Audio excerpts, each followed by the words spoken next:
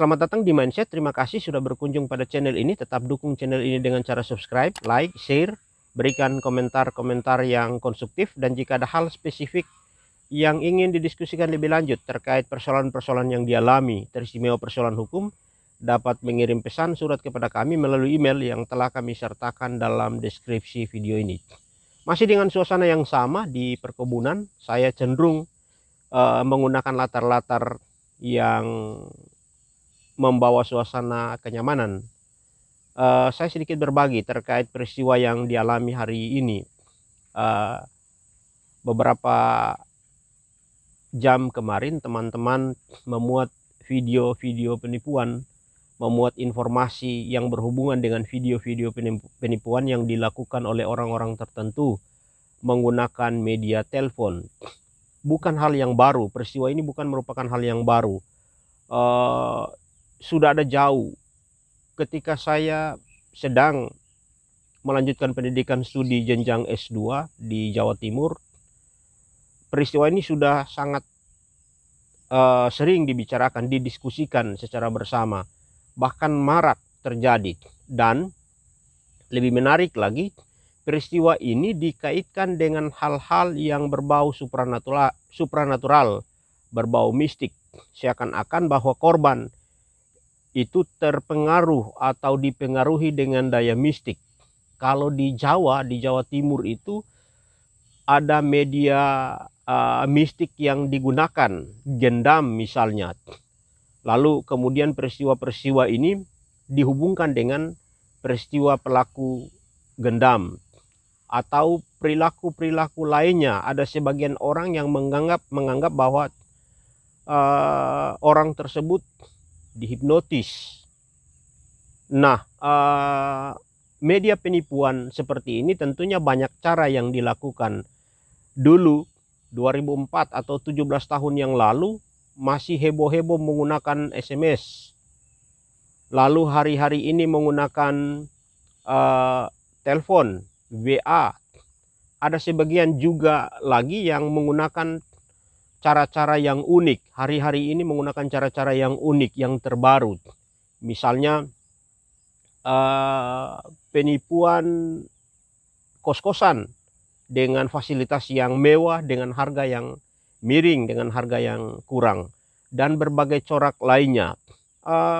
Secara hukum, ketika kita bicara dari sisi aspek hukum, tentunya ada beberapa pasal yang bisa digunakan menggunakan KUHP.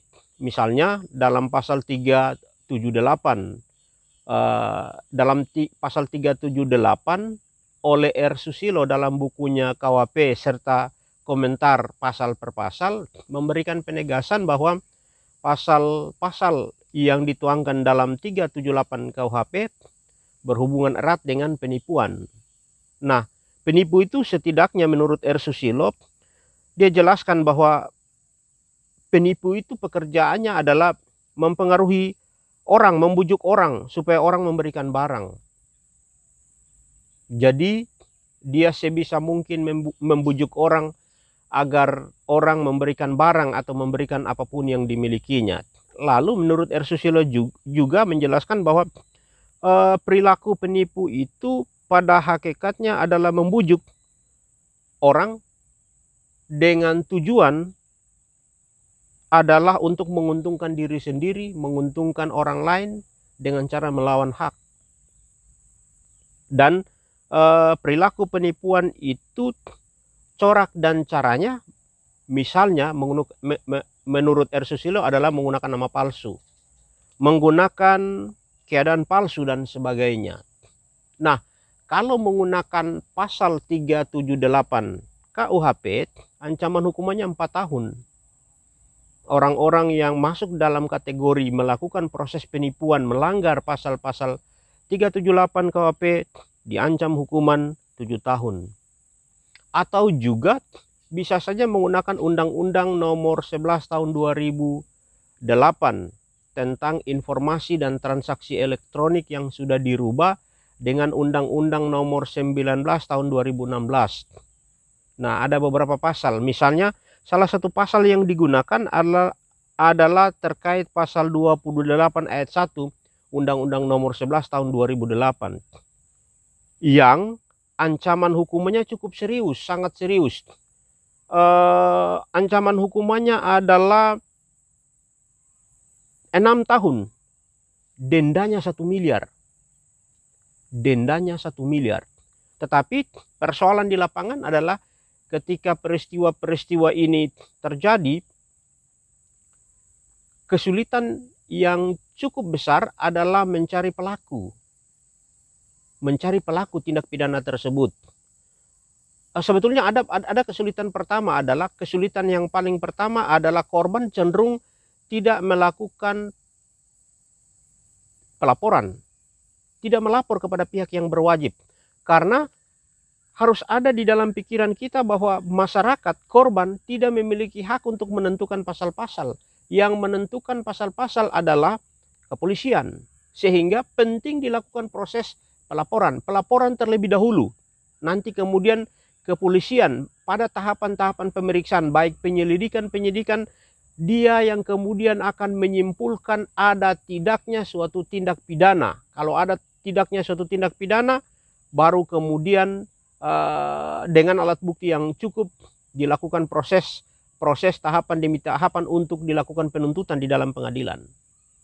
Jadi penting dilakukan proses pelaporan. Banyak perkara-perkara ini yang terjadi, tapi korban tidak kemudian melakukan proses pelaporan. Tidak melaporkan kepada pihak yang berwajib. Lalu kesulitan kedua adalah mencari pelaku yang rumit. Karena biasanya pelaku dalam mayoritas kasus tidak dalam satu wilayah domisili dengan korban. Karena menggunakan via telepon, SMS yang jaraknya bisa dilakukan dengan jarak yang cukup jauh. Jadi sangat kesulitan untuk mencari pelaku. Lalu hal lain, dengan mudahnya pelaku itu mendapat nomor baru, memiliki nomor baru, membeli nomor baru dengan cara yang simpel, sederhana.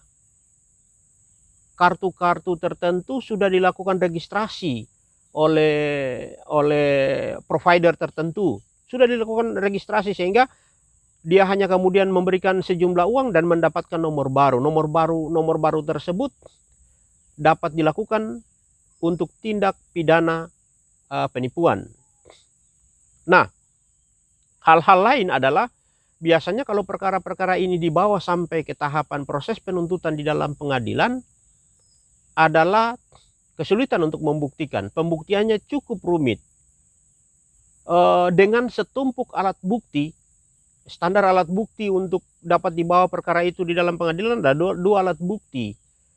Walaupun setumpuk alat bukti, tetapi ketika keyakinan hakim tidak dicapai, hakim tidak mencapai keyakinannya, maka tentunya perkara-perkara tersebut orang yang dituduh melakukan tindak pidana bisa lepas dari tuntutan hukum. Nah, yang mau sedikit saya share adalah bagaimana mengantisipasi perkara-perkara tersebut. Kalau kita sudah pernah menjadi korban atau kita adalah korban, maka tentunya pertama ambil sikap. Apakah perkara itu ditindaklanjuti atau tidak. Kalau mau ditindaklanjuti, silakan mengajukan pelaporan ke pihak kepolisian sehingga nanti ditindaklanjuti. Kalau tidak, kalau sasaran kita adalah mengejar ganti kerugian, rumit. Betapa rumitnya. Memang secara perdata gampang. Tinggal kemudian mengajukan gugatan ke pengadilan dan nanti pengadilan yang memutus. Tapi mencari siapa sebagai pelaku dalang dalam perkara itu demikian rumit. Apalagi kalau kemudian kita tidak melakukan proses pelaporan. Bahkan orang yang melapor pun kadang kendalanya adalah mencari siapa dalang utama. Nah, terkait dari penjelasan saya di awal bahwa berhubungan erat dengan orang-orang mengatakan bahwa perkara-perkara tersebut berhubungan erat dengan hal-hal mistik, hal-hal supranatural. Kalau di Jawa dengan gendam atau dengan hipnotis, saya mau memberikan sedikit pengetahuan, sedikit pencerahan kepada kita agar kita mengantisipasi diri terhindar dari perilaku-perilaku tersebut. Nah, sebetulnya proses percakapan antara penelpon dengan korban dan melakukan proses penipuan, penipu melakukan proses penipuan adalah murni penipuan. Tidak ada unsur-unsur yang berbau mistik, tidak ada unsur-unsur yang berbau supranatural. Saya punya beberapa data yang bisa saya sertakan panjang lebar ketika saya menulis dan melakukan proses penelitian tersebut. Tidak ada pengaruhnya dengan hal-hal yang berbau mistik, berbau gendam. Bahkan orang kemudian menempatkan perilaku-perilaku tersebut dengan hubungannya dengan hipnosis. Hipnosis itu ilmu pengetahuan yang dapat dipelajari secara psikologi. Pendekatannya murni keilmuan, tidak berhubungan dengan mistik. Jadi ketika ada orang yang ditipu menggunakan via telepon, SMS, WA atau media apapun yang dilakukan secara online, pada pokoknya adalah murni penipuan. Banyak cara untuk melakukan antisipasi. Sebetulnya cara yang paling sederhana untuk melakukan antisipasi adalah tentunya di telepon kita ada nama-nama yang sudah kita simpan, ada phone book yang sudah kita simpan nama-nama, sehingga ketika ada nomor baru yang masuk, sederhananya adalah kalau kita tidak mau ada dalam lingkaran percakapan tersebut, matikan teleponnya. Sederhana itu, matikan. Atau mungkin kita ragu-ragu, jangan sampai yang nomor baru masuk tidak terdaftar dalam phone book kita adalah orang yang kita kenal, adalah keluarga kita. Ya boleh kita melakukan proses percakapan singkat, tetapi biasanya orang-orang yang melakukan proses penipuan, mereka memahami komunikasi persuasif. Komunikasi persuasif ini bahaya, sangat berbahaya untuk orang-orang yang kecenderungannya mudah masuk dalam subconscious mind. Ada orang-orang tertentu yang dengan gampangnya masuk ke dalam pikiran bawah sadarnya. Jadi manusia memiliki dua pikiran. Ada pikiran sadar yang disebut dengan conscious mind dan pikiran bawah sadar atau subconscious mind. Untuk masuk dalam pikiran bawah sadar subconscious mind ini tempat penyimpanan yang kapasitasnya luar biasa besar. Kita mayoritas hanya menggunakan pikiran sadar, conscious mind. Sekitar 12% kita menggunakan pikiran sadar. Nah, ada orang-orang tertentu yang dengan gampangnya filter atau critical factor terbuka dengan cepat. Sehingga orang-orang yang punya kemampuan menggunakan komunikasi persuasif, dengan gampang dia memasuki subconscious mind dan mengakses seluruh pikiran-pikirannya, bahkan mempengaruhinya. Nah, hati-hati ketika orang-orang yang cenderung gampang masuk ke dalam pikiran bawah sadar, fatal, bahaya. Ciri-ciri orang yang gampang masuk ke dalam pikiran bawah sadar banyak. Di antaranya orang yang latah, pemaki itu salah satu orang yang mudah masuk ke dalam pikiran bawah sadar. Orang yang cenderung emosional, biasanya cepat menangis. Orang-orang tersebut yang mudah masuk ke dalam pikiran bawah sadar. Cukup hati-hati ketika dia membuka percakapan dengan penelpon tersebut. Cukup hati-hati. Sebaiknya membuat mental block. Mental block itu salah satu sikap menutup diri dari setiap pengaruh-pengaruh penelpon, pengaruh apapun dari luar. Caranya, kalau nomor baru, bangunlah asumsi, bangunlah pola berpikir bahwa ini orang tidak dikenal dan pastinya dia akan menipu. Bangun asumsi itu dulu.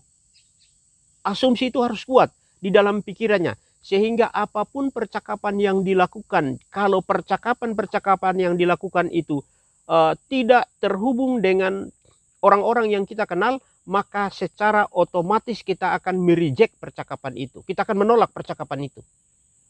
Jadi ketika ada mental block yang sudah dibangun, itu cukup ampuh untuk mengantisipasi penipu dengan kemampuan komunikasi persuasif.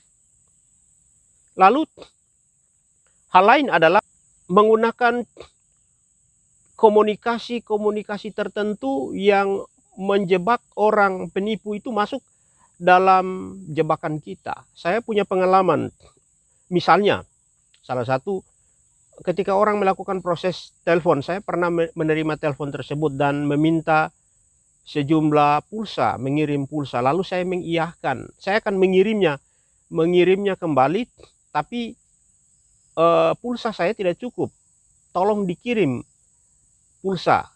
Akhirnya si penelpon ini mengirim pulsa kepada saya.